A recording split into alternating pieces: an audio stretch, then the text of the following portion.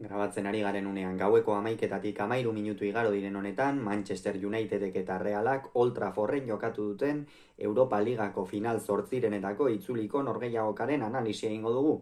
Garaipena Manchester Unitedentzat izan da eta honen bestez Reala beste urtebetez final zortzirenetan Europa Ligatik kanpo geratu da 3-1 eta guztira 4-2 galdu ostean. Gogoratuko dugu, aurreko jardunaldian, ligan Manchester Unitedek Arsenalen aurka berdindu egin zuela Old Trafforden eta Realak norgehiagoka penagarria jokatu ostean, Sevillaren aurka 1-1 galdu zuen. Honen bestez, bi taldeak dinamika negatibo xamarrean iritsi dira, baina behar bada Manchester Unitedei berdinketa horrek, Arsenalen aurkako berdinketa horrek moral gehixeago emango zion. 11 hauekin irten dira Amorim eta Imanol, Ruben Amorimek 3-6 bateko ekosistemaren aldeko autua egin du, Andre Onana izan da atepean, 3 atzelari, Mazraoui jokatu du eskuinaldetik, Delaitek erdian eta Gibenek ezkerraldetik, Casemiro eta Bruno Fernandes izan dira zelai erdian, Diogo Dalot izan da hegaleko jokalari aurreratuena eskuinaldetik eta Dorgu ezkerraldetik, apur bat erdirago erasoan Garnatxok eta Zirze jokatu dute eta goian Joliun izan da.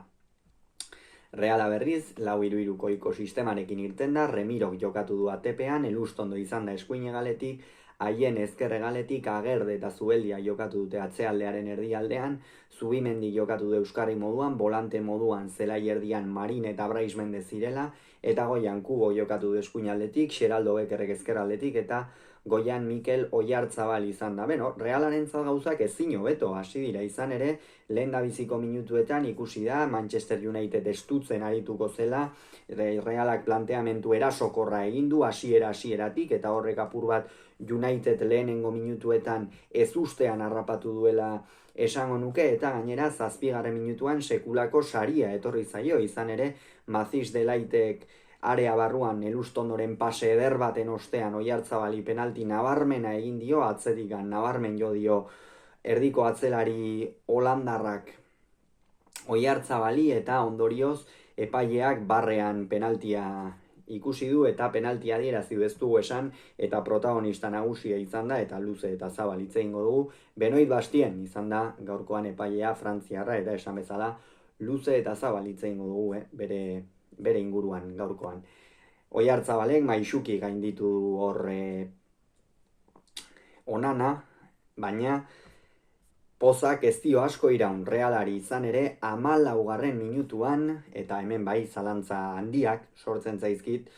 Igor Zubeldiak penaltia egin du, antzekoa izan da, Joliunek area txikian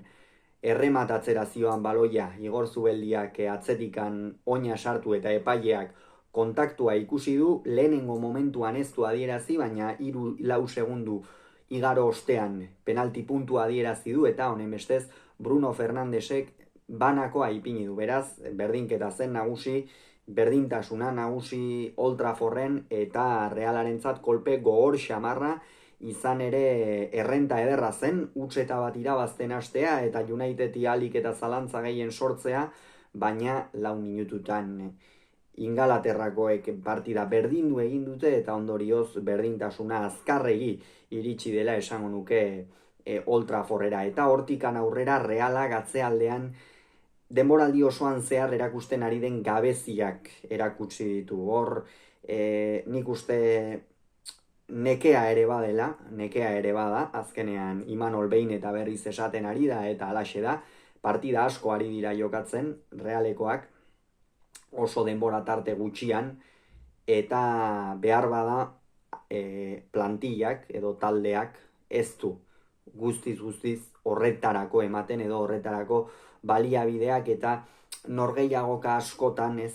atzealdean sendotasun hori erakusteko baliabiderik behar bada ez du ematen alde horretatik taldeak, eta hor Unitedek oso ongi baliatu duela esango nuke, hegaletako jokalari aurreratuak bai Dalot eta baita Zirze eta baita Dorgu ere oso erasokor ibili dira, baloi asko sakonean sartuz eta Realeko atzealdeak zituen gabeziak baliatuz, eta hor Realak ikeragarri sufritu duela esango nuke, asko sufritu duela, esango nuke, batez ere haienek ezkerralde horretatik eta Aritzek eskuinaldetik, gainera Igor Zubeldia bera ere oso baldintzatuta zegoen, eta aldiz gaurkoan garrantzitsuak izatera deituta zeuden jokalaria, kasu honetan Xeraldo Becker eta Take Kubo, ez dira agertu. Ez dira agertu, Take Kubori oso gutxitan ikusi diogu arriskua sortzen zuenean ere zuloak ezin zituen ireki, esango nuke Manchester Unitedeko atzealdeak oso eroso defenditu duela gaurkoan Japoniarra, eta realean Japoniarrak ez baldin baditu desberdintasuna markatzen, erasoak sortzea oso zaila da, eta gaurkoan hori nabarmen ikusi da. Kontua kontu, lehen zatia bat eta hutseko emaitzarekin amaitu da, Manchester United askoz ere erasokorrago eta askoz ere arriskutsuago, Realaren atzealdeko gabeziak tarteko, eta aurten punteriaz eta atearen aurrean finez dabiltzalako, baina bestela esango nuke Manchester Unitedek beste pare bat gol sartzeko aukera edo izango zukeela. Baina bigarren zatian hasi da epailearen erakustaldia edo.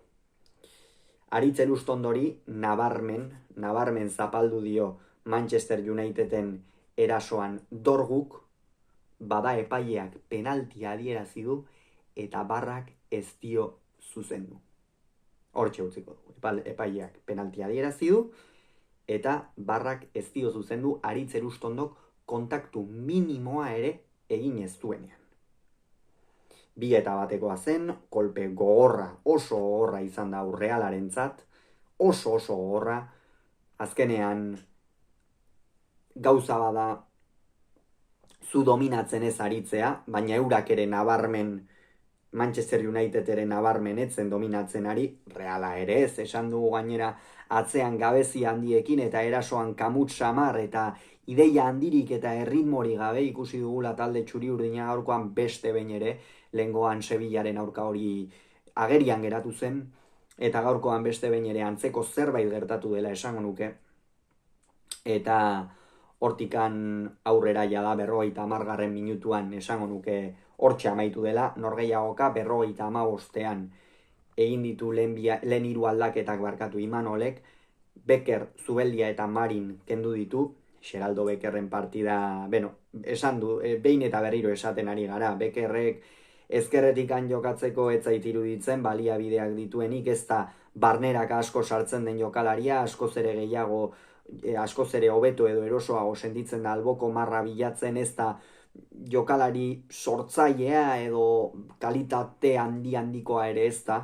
abiadura dauka eta baloia ongi maneiatzen du noski, baina ezkerretik beste behin ere erakutsi da Xeraldo Beckerrek ez duela jokatzerik ez.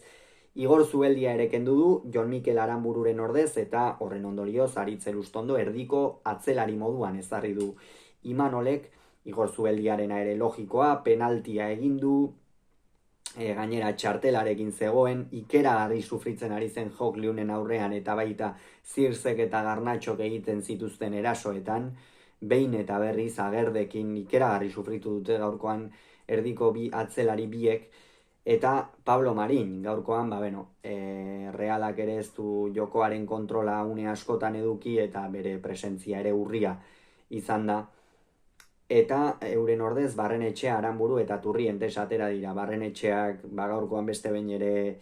ez du Realaren gainkarga hori edo bizkarrean hartu, handi geratu zaiola esango nuke norgehiagoka Barrenetxeari. Jada partida oso testu inguru zailean zegoen, penaltia adierazita. Jon Mikel Aranbururi ere, beste horren beste gero aipatuko dugu zer gertatu zaion Aranbururi, baina hortxe jada partida hortxe jada ia erabakita baldin zegoen, Realaren jokoa ikusita hor jada errematatu egin du. Eta Turrientes, zelai erdian saiatu da, ez zen beretzako ere testu ingururik errazena, Marinen ordez, erasoan Reala,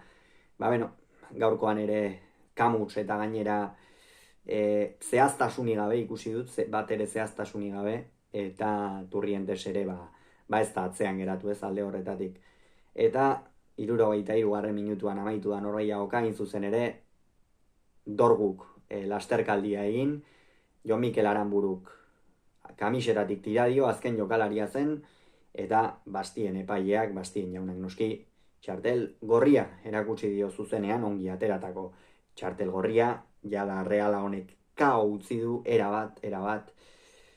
eta hortikan aurrera, 76. minutuan Kubo kendu eta Oskarson atera du, Oiartzabal ezkerra aldera bidaliz, eta Oskarson puntan ezarriz, Take Kubo, esan dugu, gaurkoan ere ez da agertu, nik uste nekea honi ere nabaritzen ari zaiola eta pilatzen ari zaiola eta Imanolek iruditzen zait, orain artean Take Kuboren dependentzia handia eduki du Realak, orain Take Kubo ez dago ongi eta iruditzen zait Imanolek beste joko sistema bat ezarri beharra daukala, urgentziaz izan ere, bai, orain Europa Ligatik kanpo geratu da Reala, baina ligan oraindik ere salvazioa bera ez dauka matematikoki ziurtatuta, Real Madrilen aurka beste norgehiagoka bat geratzen da, oso zaila izango dena noski, buelta ematea horri, baina ez ezinezkoa, oraindik ere, baina batez ere ligan sartuta, igandean partida badago Baiekasen ikusten da Kubo kamutsantzean dabilela, eta ez dakit Imanolek ez ote luken zerbait aldatu behar. Eta horri Oskarson, gaurkoan ere etzaizkio baloiak iritsi, areaz kanpotikan lan zikina egiten jardun behar izan du, jada Reala oso une, etxian zegoela atera da, eta ondorioz,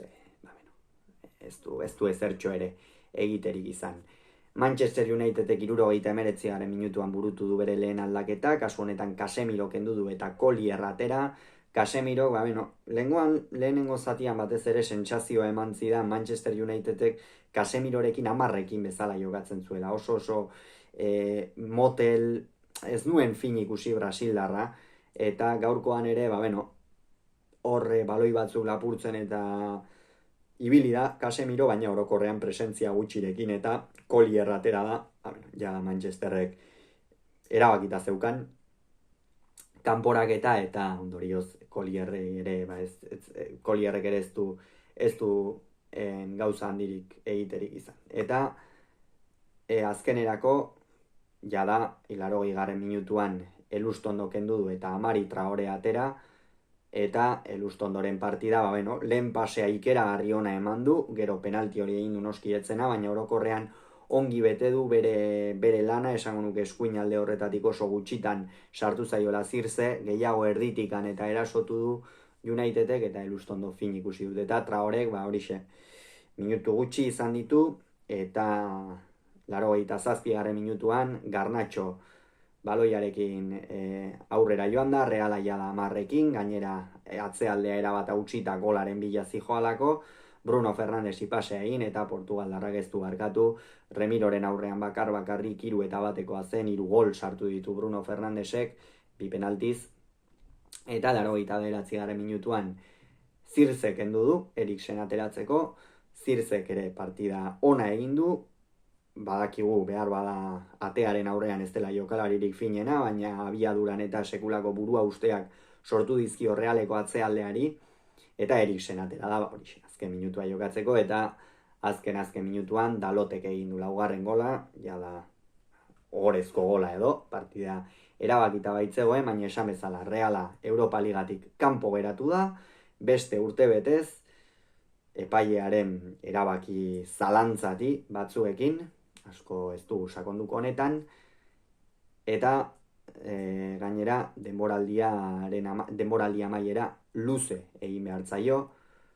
ikusiko dugu Imanolek kontratua berritzen duen.